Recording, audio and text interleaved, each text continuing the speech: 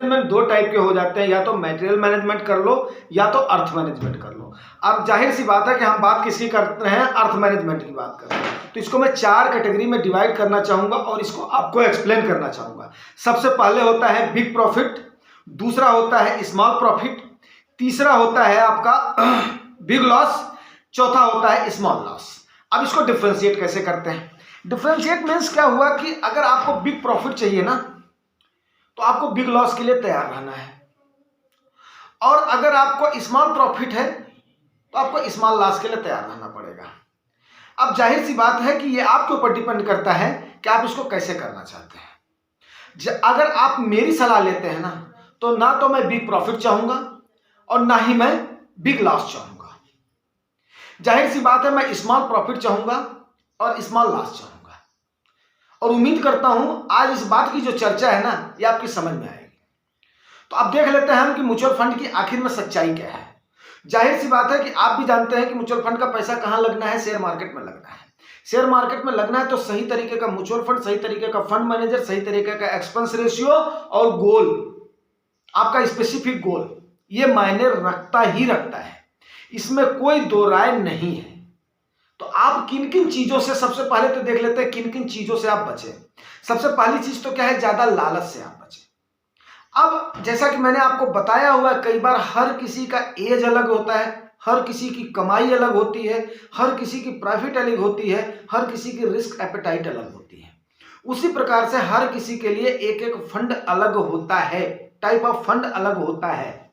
अब कुछ लोग चाहेंगे कि नहीं, मैं तो पूरा पूरा स्मॉल कंपनीज में ही लगाऊंगा। अब स्मॉल कंपनीज में लगाओगे तो आपका गोल कैसा होना चाहिए, लॉन्ग होराइजन का होना चाहिए। आपको तकरीबन एवरेज परसेंटेज हर जगह पे, हर कैटेगरी के फंड में दिखाई देता है या नहीं दिखाई देता है।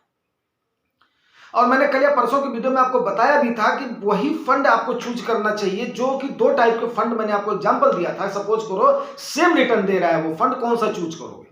तो आप उसको क्या बता दोगे कि दोनों में से कोई भी ले लो, लेकिन नहीं, वो हमने आपको बताया था कि जो है आपको वो फंड लेना है जो इसका डाउनसाइड प्रोटेक्शन स्ट्रांग हो, जो कि विषम परिस्थिति में ज्यादा स्टेबल रहता हो, और ज्यादा स्टेबल रहते हुए आपको अगर उतना अल्फा जनरेट करके दे रहा है तो उसकी स्टेबिलिटी है, उसका जो उस फंड मैनेजर की जो प्लानिंग है, स्ट्रैटेजी है, वो सही है। जाहिर सी बात है आप भी उस चीज को समझ सकते हैं कि क्रिप्टो में कितने सारे लोगों ने कितना बड़ा नुकसान किया है, शेयर मार्केट में कितने सारे लोगों ने, कितने करोड़पति जो है रोडपति नजर आ रहे हैं। अब दो का एग्जाम्पल किसी एक का निकल जाता है, उसका तुक्का लग जाता है, तो जाहिर सी बात है भाई आपको तुक्का नहीं लगाना है। तुक्का लगाना है तो ये मंच आपके लिए है ही नहीं है।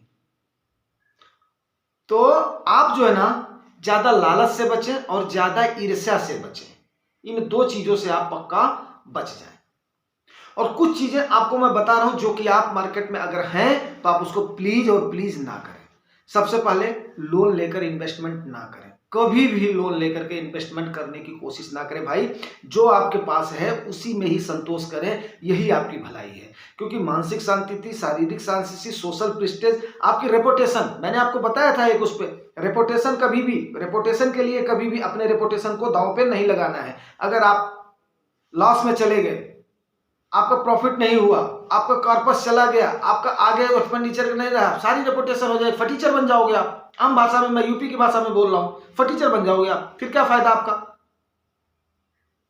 और दोस्तों मैं आपको एक बात और बता दूं, टिपबाज लोगों से आज के जमाने में बचने की कोशिश करें। मैं किसी का भी नाम नहीं लूंगा, आपको टिप कहां से मिल रही है, लेकिन टिपबाज लोगों से बचने की कोशिश करें। हम आप बहुत ही शरीफ हैं, हम आप अगर आप इसको देख रहे हैं, हमारे वीडियो को देख रहे हैं, मतलब आप सीधे सरल और सच्चे इंसान हैं। सच्चे इंसान हैं तभी आप जो है सरल और सच्चे इंसान की बात को सुन रहे हैं आप।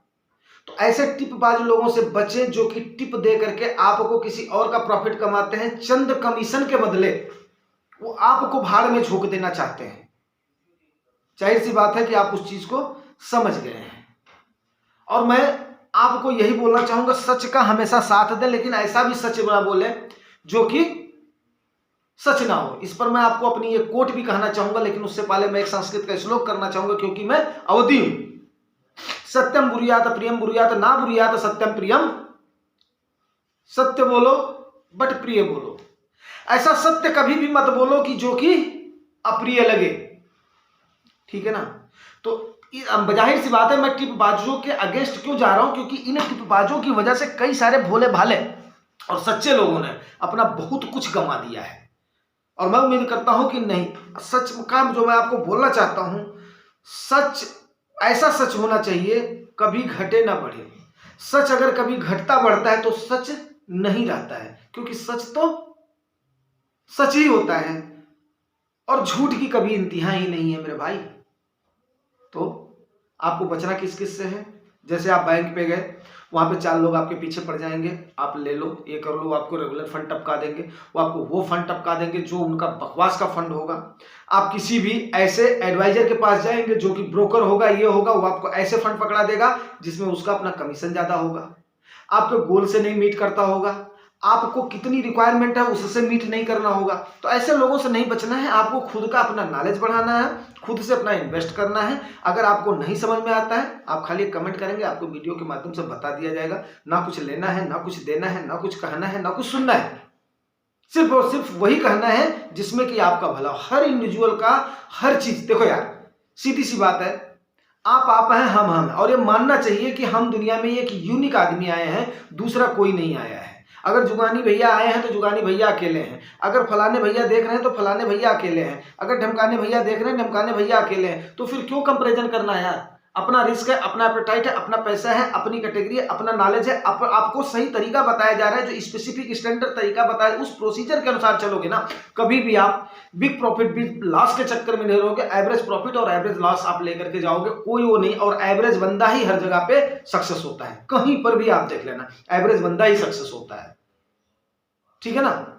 Knowledge of all master of none. आपको मास्टर बनने की जरूरत नहीं। मास्टर बनने वाले आपके फंड मैनेजर हैं, वो भी फंड मैनेजर फेल हो जाते हैं। मास्टर बनने वाले आपके शेयर मार्केट में बड़े बड़े धुरंधर बैठे हैं, वो बन जाते हैं।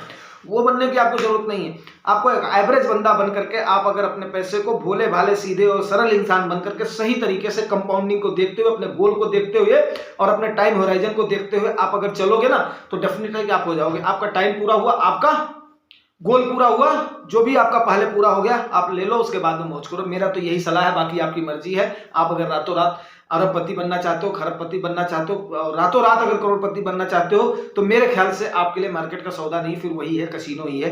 ये मैं आपको बता दे रहा हूं। दूसरी सलाह यार, सबसे बड़ी सलाह, जो मार्केट में जो आते हैं ना लोग, वो क्या होता है, जैसे मान लिया हाई राइज मार्केट जा रही है ना, तो उस समय लोग एंटर कर जाते हैं और जैसे ही थोड़ी सी गिरावट होती है तो लोग भाग लेते हैं। नहीं, मंदी, मैं बोल रहा हूं, मंदी आना बहुत जरूरी है। मंदी आना बहुत जरूरी है, खास करके हमारे आप जैसे इन्वेस्टर्स के लिए। इसलिए जरूरी है क्योंकि आपने उस दौर को, उस फेज को देखा नहीं है। एक तो आपको अनुभव हो जाएगा, पहली चीज। दूसरी चीज क्या होता है, मंदी एक वरदान होता है। मंदी एक वरदान इसलिए होता है, अभी वही मैं बोलता हूं, टिपबाज लोगों से बचो। अब आप कई सारे लोगों को अगर आप देखोगे ना, हे भगवान, आप जो पजल हो जाओगे। वो बोलेंगे नहीं आप कंटिन्यू करते रहो, आप ये करते, SIP ओके, बट यार लमसम का सारा समझ में नहीं आता, लोग कैसी एडवाइस कर देते हैं। बोला आज डाल दो, अरे इतना सारा, बोले 18,000 से लेकर के 21,000 तक लोग चिल्लाते। अरे 18,000 से लेकर के 21,000 पे क्या डायरेक्ट आई है क्या? वो प्रेडिक्ट कर सकते हैं? कहीं पर आकर के उनको बोलो कर लेंगे डिबेट। दोस्तों मैं आपको एक बात बता दूं, मार्केट जब चढ़ती है ना, तो वो धीरे धीरे स्टेप बाय स्टेप इसीलिए चढ़ती है ताकि लोगों को मौका मिलता रहे। और जब फाल होती है ना ड्रैगली, तो सीधा वो फाल होती है उसके जैसे कोई आपने देखा होगा ग्लाइडर या पैराशूट से ऐसे करके ना, जब आप जाते हो उसके लिए, ये अपना पिकनिक वगैरह के लिए, तो सीधी फाल करती है, बट चढ़ती आपकी है सीढ़ी के मुताबिक चढ़ती है, ताकि आप यहाँ पर रेजिस्टेंस सपोर्ट इस टाइप से चढ़ती है। और फाल होती है तो सीधे होती है। तो मंदी एक क्या होता है, वरदान होता है। वही टाइम होता है, लमसम का होता है। आपने एक बार ये कर लिया, कमिटमेंट कर लिया कि मेरे को इतना SIP में मेरा जाना है, उतनी SIP का कर दो, आप अपना गोल होराइजन कर दो। लेकिन आपको बार बार बताया हुआ कि आप अपना सारा का सारा कार्पस आपको मार्केट में डालने की जरूरत नहीं है, जब तक कि मंदी का फेज नहीं आता है, बियर मार्केट में मार्केट नहीं आती है। ये मैं आपको ओपन मंच पे बोल रहा हूं। अगर आप ऐसा नहीं कर रहे हैं तो तो आपको वो टिपबाज लोग हैं जो बोल रहे हैं कि नहीं आज आप डाल दो, पता नहीं कहाँ जाएगी, हो सकता है कितनी प्राइस जाएगी। दोस्तों आपको मैं एग्जाम्पल बता रहा हूँ 1992 से लेकर के आज तक का कब कब मंदी आई है। 1992 में आपको पता है मंदी आई है हर्षद मेहता के कांड पे। 1998 में कंप्यूटर वाला जो आईटी वाला अपना आया था, बबल आया था, वो आप जानते हो। 2002 में मंदी आई थी, आपको पता है किस पर अटैक हुआ था, अफगानिस्तान पर अटैक हुआ था, अमेरिका ने किया था, उस समय मंदी आई थी। 2001, 2, 3 में ठकाटक आई थी, वो आपने देखा हुआ है। 2008 में लेमन ब्रदर्स का कोलैप्स आया था, वो आपने देखा हुआ है। 2013 में कंप्लीटली मंदी नहीं थी लेकिन बियर मार्केट में गई थी, वो आपकी आई थी। उसके बाद में 2020 आपने देखा ही देखा है। फिर आपको कहाँ हो गया 2022 में, देखो फ्लैट रही है, ज़्यादा वो नहीं हुआ है तो फ्लैट रही है। तो दो ही टाइप के सर्कमस्टेंसेस आते हैं, या तो आपको मार्केट आपकी कंसोलिडेटेड होकर के फ्लैट चलेगी, या तो क्या होगा मुद्रा का, या तो टाइम करेगी मार्केट, या तो क्या करेगी मुद्रा को एवरेज करेगी। दो ही चीजों की मंदी आती है। अब आपको मैं एक बात बता दूं, अगर इसको एवरेज देखा जाए तो सम संख्या में ही आती है, 4 साल में, 6 साल में, 8 साल में, इवन ऐसे करके जो है मंदी आती है।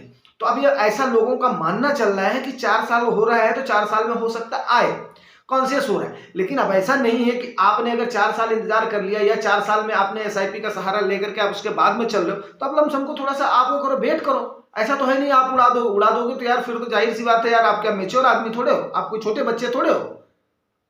मेरे व्यूअर्स में कोई भी 18 साल से लेकर के 25 साल का लड़का मेरे ख्याल से अपना रेयरली होगा। 25 से लेकर के 35, 35 से लेकर के 45, 45 से लेकर के 55, 55 से लेकर के 65 प्लस, इतने लोग हैं मेरे व्यूअर्स में। और मैं भी चाहता हूं कि मेरे पास जो भी व्यूअर्स रहे मैच्योर व्यूअर्स रहे, ताकि वो बात को समझें। ये नहीं मैं ना तो मैं टिप्पबाज हूं, ना ही मैं टिप्पबाजों का समर्थन करता हूं। तो आपको मैंने कई सारी चीजें बचा दिया कि म्यूचुअल फंड की सच्चाई क्या है। म्यूचुअल फंड की सच्चाई यही है कि एनएबी पर ही आपका म्यूचुअल फंड भी चलता है, और एनएबी आपकी डायरेक्टली जब भी आपकी मंदी आती है, 2020 में देखिए धड़ाधड़ गई थी, 2022 में बिल्कुल आपकी एनएबी इंक्रीज ही नहीं हुई है, 2023 में हुई है, इंक्रीज हुई है, वो बात मैं भी बोल रहा हूं। लेकिन अब कोई ये बोले नहीं एनएबी से हमें क्या लेना, एनएबी से ही तो सब कुछ लेना देना है। क्यों नहीं लेना देना एनएबी से भाई, म्यूचुअल फंड की एनएबी है, बाकी चीजों की उसकी अपना शेयर की मार्केट है, आप उसको देख करके चलते हो। पर डे आपकी एनएबी का क्या लगता है भाई, एक्सपेंस रेशियो आप उस पर देते हो, जितना आपका एयूएम है आपके एनएबी के मुताबिक उसकी अपना कास्टिंग करी जाती है। तो भैया हो, मैं अभी फिर बोलना चाहूंगा, आप प्लीज म्यूचुअल फंड की सच्चाई यही, आप टिप्पबाज लोगों से बचें, क्योंकि इसका एडवर्टाइज तो इसका चलता है, इसमें कोई संदेह नहीं है। एडवर्टाइज कहां पे चलता है, जहां पे लोगों का प्रॉफिट होगा या लोगों का लॉस होगा। अब लोग लॉस में जा रहे हैं तो भी एडवर्टाइज ही करते हैं ताकि हमारे पास ज्यादा से ज्यादा यूएम आ जाए। एनएफओ का क्यों एडवर्टाइज होता है, इसीलिए जो एडवर्टाइज होता है ताकि एनएफओ में आ जाए। तो जाहिर सी बात है, मेरी बात को उम्मीद करता हूं आप समझ गए होंगे। तो म्यूचुअल फंड की सच्चाई में आप इन चीजों का जरूर पालन करें, और मेरी इन चार बातों का पक्का होकर। एक बात मैं और आपको बताना चाहूंगा, देखो जो मेरा मानना है, 4 रास्ते हैं, सपोज करो 4 रास्ते हैं। एक रास्ते में थोड़ा थोड़ा मेरे को दिख रहा है कि हाँ मतलब है, वहां पे थोड़ा सा उजाला है। दूसरे रास्ते पर मुझे लाइट जलती हुई दिखाई दे रही है, रास्ता साफ दिखाई दे रहा है। तीसरे रास्ते और चौथे रास्ते पर मुझे कुछ भी नहीं दिखाई दे रहा है। आप बताइए कौन सा रास्ता आप करेंगे। टिप्पबाज लोग बोलेंगे यार इस रास्ते पर चले जाओ। अब आगे जंगल है, घाड़ी है, नदी है, पहाड़ है, शेर है, भालू है, मुझे नहीं दिख रहा, 2 रास्तों में नहीं जाऊंगा मैं। एक रास्ते का मुझे अनसर्टेन है कि हाँ थोड़ा थोड़ा उजाला दिख रहा है, लेकिन एक रास्ते पे जहाँ पे साफ सुथरा दिख रहा है, मुझे लाइट दिख रही है, वहाँ पर कंक्रीट है, वहाँ पर बस्ती है, वहाँ पर जाहिर सी बात है मैं जाना चाहूँगा। क्यों? क्योंकि वहाँ पर तरक्की की संभावनाएं हैं, ग्रोथ की संभावनाएं हैं, वहाँ के बारे में मैं जान रहा हूँ, वहाँ के बारे में मैं देख रहा हूँ, तो वहाँ पर मैं जाऊँगा। और टिप्पबाज लोग आपको क्या बताएंगे, इस अंधेरे में चले जाओ आप, और उस अंधेरे में चले जाओ, आगे कुआं है, खाई है, शेर है, भालू है, चीता है, वहाँ पर जाकर के गिरो। बड़ा छोटा सा एग्जांपल मैंने दे दिया। तो मार्केट की सच्चाई यही है, प्लीज जाहिर सी बात है आप टिप्पबाज लोगों से बचें। और अगर आपको जानकारी अच्छी लगी दोस्तों, रिवार्ड जरूर करें, रिवार्ड आपको पता, लाइक से सब्सक्राइब। Thank you.